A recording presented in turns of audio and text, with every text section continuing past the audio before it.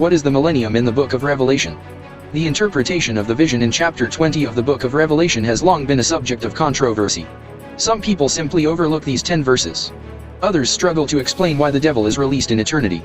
And there are those who believe that the millennium is the present time. However, few points need clarification. First, the millennium is not the new heaven and new earth. During this period, animals and humans do not live in harmony, and sin has not been eradicated. Second, the martyrs are resurrected in spirit, not in body. They reign with Christ in heaven, not on earth. After the Lord Jesus ascended into heaven, the church endured persecution from the red dragon, the beast from the sea, and the beast from the land for 280 years. The church was in a desolate state, yet the Lord did not immediately return to take believers to heaven.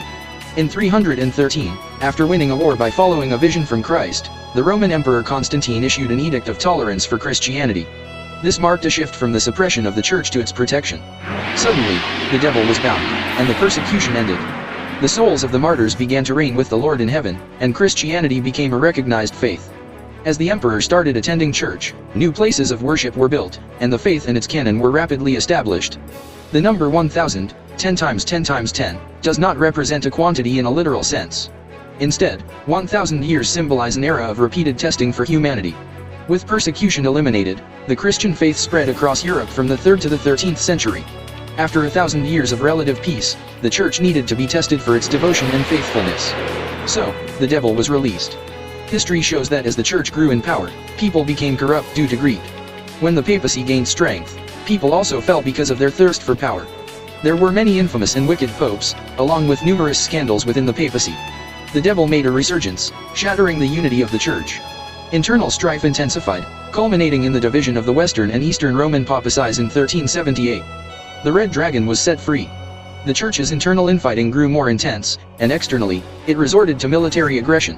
In 1096, the Crusades began and lasted for 200 years.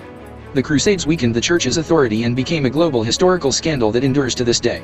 The devil not only incites religious wars but all wars in the world, and it will not be destroyed until the Lord's return. Therefore, the events of the millennium are not occurrences after the Lord's return.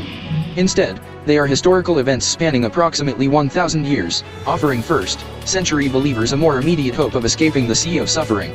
May the Lord grant us a discerning heart to understand His word and not be misled by heresies. The millennium has passed, and what awaits us is the new heaven and new earth, where there is no more devil. Today, do you study the scriptures earnestly, or do you prefer to listen to rumors?